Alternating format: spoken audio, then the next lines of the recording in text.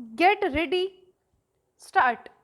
Mr. Vice Chairman, knowing the honorable mover of this resolution to be a good parliamentarian, I had expected that he would place before the House all sides of this problem. I had expected that he would be no less interested in the efficiency and discipline of the administration, no less interested in the public welfare than in the interest of the civil services.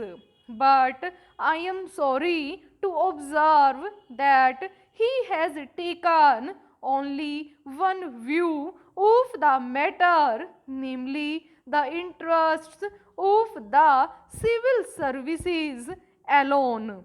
He has not at all dwelt upon the frightful consequences which a strike of the sort we had the misfortune to have would have had on the country and the people in general.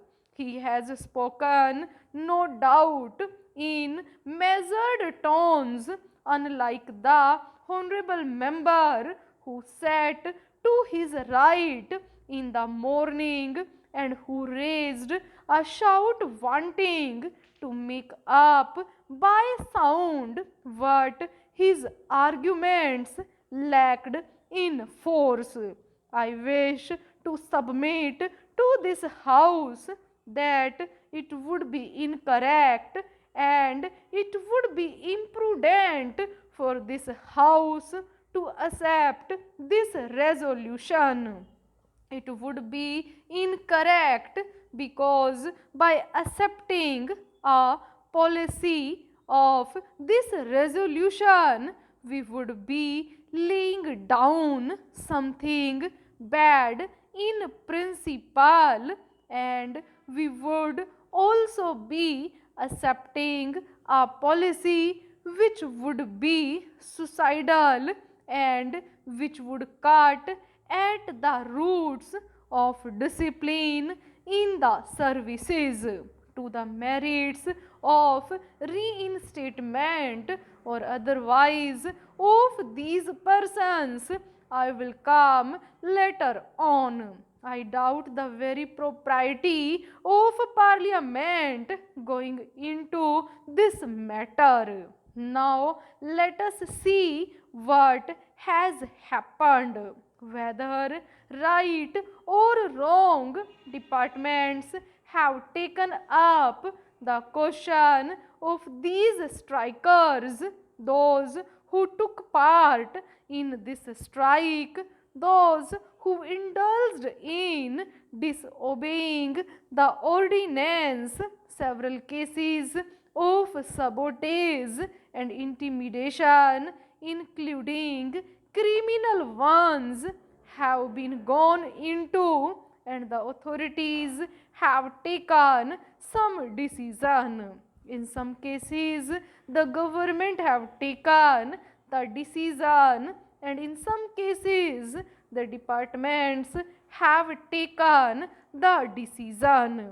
Now, would it be right for Parliament to intervene, to interfere with these decisions?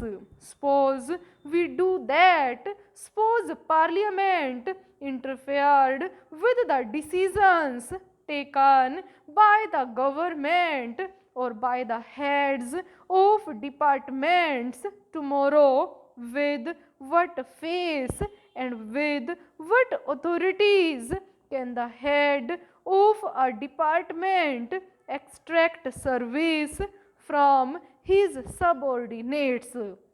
This is the question which the honorable, the mover must see, and also the other honorable members who have spoken in support of the resolution.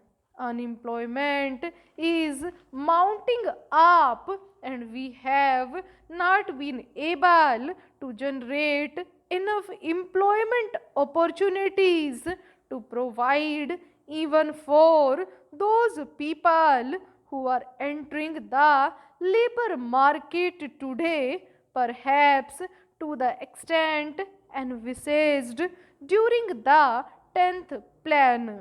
The point that I want to make is that it is not quite justifiable to take only one aspect of the 10th plan period, namely the exigencies of capital mobilization, out of the context of the general economic situation in the country. When we are therefore making this huge tax effort, we will have to apply our mind with equal seriousness, if not more, to see that the income generation in the community is as great as is envisaged, so that the savings and investments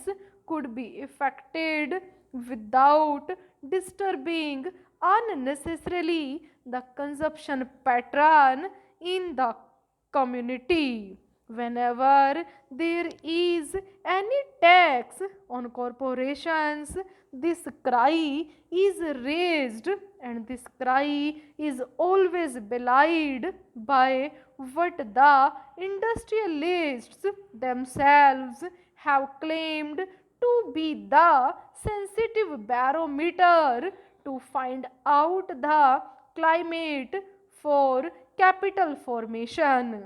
I mean the stock exchanges. This time, the stock exchanges have reacted quite favorably to the budget proposals as a whole, which clearly shows that whatever else may be the merits of the present budget proposals, it is certainly not anti capital. Last year also, the stock markets boomed up after the taxation proposals were announced. This time, though, they were a little hesitant at first. Ultimately, I think they have realized that there is nothing wrong with the taxation proposals, and they are now merrily mounting up. This is quite natural because there are so many benefits and advantages in our economy today that it is not difficult for the corporate sector to absorb a small rise of 5% in the corporation tax, which has been proposed by the Honorable Finance Minister.